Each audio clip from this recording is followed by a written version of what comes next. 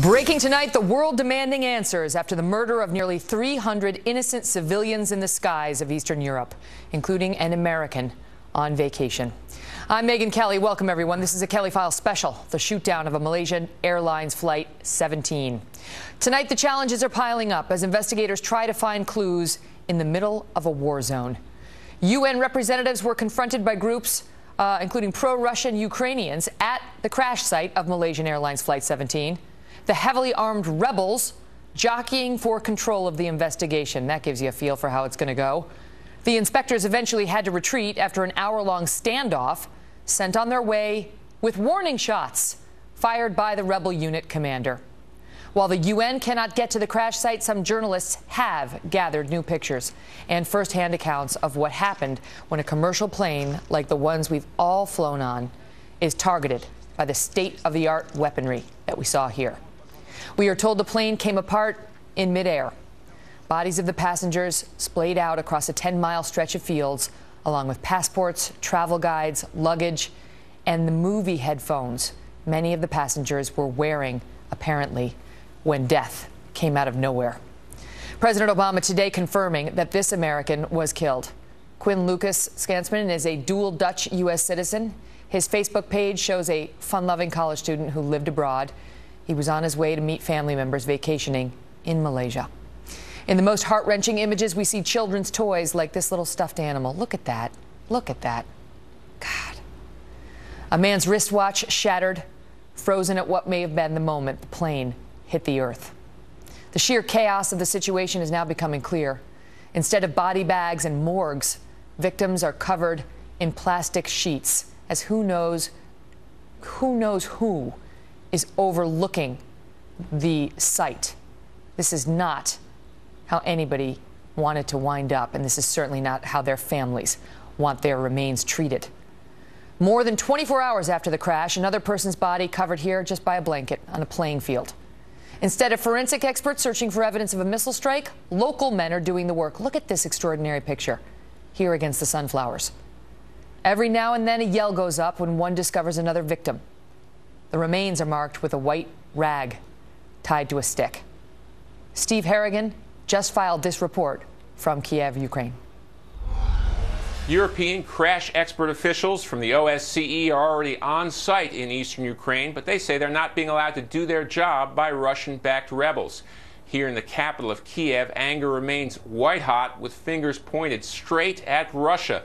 Officials saying this was an act of terrorism by the Russians. People on the street also pushing their government to respond with force to what they consider an outrageous action. It is difficult to form any analysis on the ground. That's because where the plane went down, about 25 miles from the Russian border, it's still an active fighting zone. You can hear the sound of Russian-built Grad rockets as well as gunfire in the area. And getting to that territory is no easy feat, with many of the roads with checkpoints or roads destroyed as well. All sides still pointing the finger at each other, but the real question is, what's going to happen next? Will this be a motive for a possible ceasefire now that the global implications of this fight in eastern Ukraine have become clear to everyone? Both President Obama and President Putin of Russia have called for an immediate ceasefire, but with tensions now running so high, that could prove to be a difficult challenge. Back to you guys. Steve Harrigan, thank you. Hours ago, President Obama at the White House made his most extensive remarks to date about the shootdown of MH17 and the crisis in Ukraine. Here is some of that. I think it's important for us to recognize that this outrageous event underscores that it is time for peace and security to be restored in Ukraine. For months, we've supported a pathway to peace, and the Ukrainian government has reached out to all Ukrainians, put forward a peace plan, and lived up to a ceasefire despite repeated violations by the separatists, violations that took the lives of Ukrainian soldiers and personnel. Moreover, time and again, Russia has refused to take the concrete steps necessary to de-escalate the situation. I spoke to President Putin yesterday in the wake of additional sanctions that we had imposed. He said he wasn't happy with them, and I told him that we have been very clear from the outset that we want Russia to take the path that would result in peace in Ukraine. But so far, at least, Russia has failed to take that path. Our chief White House correspondent Ed Henry is live tonight at the White House. Ed? Megan, new tonight, Vice President Biden just a short time ago got off the phone with the Ukrainian president while President Obama had a series of calls before heading to Camp David for the weekend. Talked to Angela Merkel of Germany, the prime ministers of Australia and UK, all with a unified message that they want to work together to demand that international investigators get into that crime scene. As you heard Steve reporting, these separatists are armed. They're preventing investigators from getting in. And there's real fear here at the White House tonight that Vladimir Putin is in the driver's seat and could be leading a cover-up of the evidence that's on the scene. And it was interesting. It was a very different contrast, basically, in tone between the president at the news conference you were talking about and his ambassador to the United Nations, Samantha Power. She was much more aggressive. The president was saying, look, Vladimir Putin holds the cards here in terms of whether there's going to be a ceasefire on the ground there on the Ukrainian-Russian border or not. The president said he was unsure where this investigation is headed. He doesn't want to get ahead of the facts. Samantha Power is much more certain in saying they believe the separatists were behind this and that ultimately a ceasefire is in the hands of Vladimir Putin. Listen. This war can be ended. Russia can end this war. Russia must end this war. And at his news conference, the president also took a U.S. military option off the table in terms of dealing with this crisis. Instead, he was saying this should be a wake-up call for our European allies to finally step up with new sanctions. The problem, of course, is twofold. Europeans have balked at tough sanctions. They're worried if they go after Russia's economy, it'll boomerang on their own economies. And secondly, the U.S. sanctions that have gone out unilaterally in recent weeks and months, they've hit the Russian economy. They certainly don't appear to have stopped Putin from doing what he wants. Megan? Certainly not. Ed, good to see you. As Ed just mentioned, the president took a much more cautious tone today, seeming to suggest that this crisis and the solution to it is the job of the Russians and Ukrainians and not the United States. Here are some of those remarks. We don't see a U.S. military role beyond what we've already been doing in working with our NATO partners and some of the Baltic states, giving them reassurances that we are prepared to do whatever is required to meet our alliance obligations. If Mr. Putin makes a decision that we are not going to allow heavy armaments and the flow of fighters into Ukraine across the Ukrainian-Russian border, then it will stop. And if it stops, then the separatists will still have the capacity to enter into negotiations and try to arrive at the sort of political accommodations that Mr. Putin himself says he wants to see. Mark Thiessen is the former chief speechwriter for President George W. Bush and a fellow at the American Enterprise Institute. Mark, this time last night we were talking about the fact that the president chose to go off to his New York City fundraisers while we were looking at almost 300 dead civilians in Ukraine.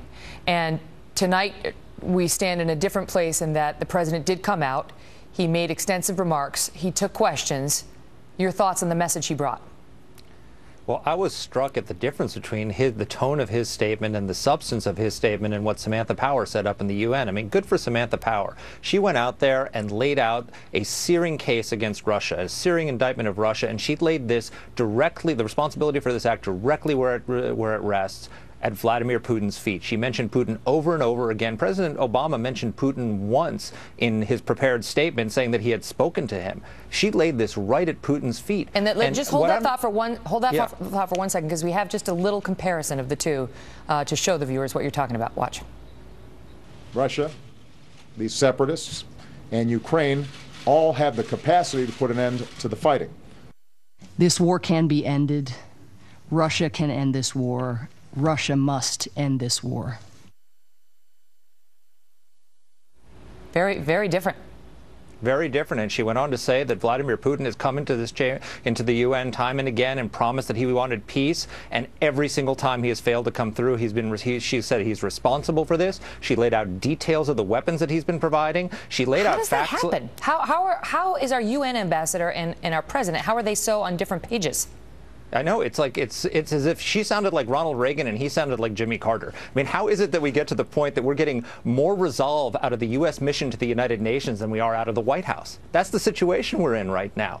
I mean, the president barely mentioned Putin. She lays this all out. She put it right at his feet. Well, this is the kind of statement we should be hearing from the president of the United States, not the UN ambassador. And this is relevant because Mark talked last night, if you missed our program, about how you believe that we've stepped back in the world, you believe we've projected weakness, and you believe weakness is provocative. And you raised the question of, all right, so that's where we are, tonight, meaning last night. And now the question is, now what are we going to do? Now how are we going to behave? Are we going to do something differently or project something different? What's your thought based on what you heard today? Well, exactly. I mean, we're not seeing that shift that we need to see. Look, I'm a former presidential speechwriter, so I know that the president's words are important and they're underwhelming today. But I'm even more less concerned with his rhetoric than his actions. I mean, why did Vladimir Putin feel emboldened to seize Crimea and to arm these separatists who just shut down a passenger plane out of the air? It's because Obama is projecting weakness in the world. His intervention in Ukraine started just a few months after President Obama failed to enforce his red line in Syria. I know you feel a lot of this dates back to Syria. It starts in Damascus. Absolutely. What happened in the skies over Donetsk started with American inaction over the skies of Damascus. The President of the United States failed to enforce his red line, that Assad could not use chemical weapons, turned to Vladimir Putin to get him out of it. You know what his critics say, Mark? His critics say, well, the U.S. Congress didn't, his defenders say, well, the U.S. Congress didn't approve any action in Syria. Well, first of all, the U.S. Congress doesn't need to improve. He's the commander-in-chief. He can take military action without the U.S. Congress. But also, he had announced that his Secretary of State had announced that we're just going to have unbelievably small strikes. So who wants to get behind unbelievably small strikes? I mean, it's embarrassing. And then so he then, a few months later, says to President Putin, if you go and intervene in Ukraine, there's going to be consequences. And Putin says, yeah, right, there were no consequences for Syria, and you threatened military action. And so this is why Putin has felt emboldened to do this. And it's not just Putin. People are looking at this. The Iranians are looking at this. The Syrians are looking at this. The Chinese are looking at this. North Korea is looking at this. Al-Qaeda is looking at this. And so just as we saw consequences in Ukraine this week that started in Syria, the consequences of inaction now in Ukraine and not imposing consequences might be felt somewhere else in the world. So this is very dangerous stuff. We have to stop projecting weakness or tragedy is going to happen. People are watching us and they're listening very carefully. Mark, good to see you. Thanks, Megan.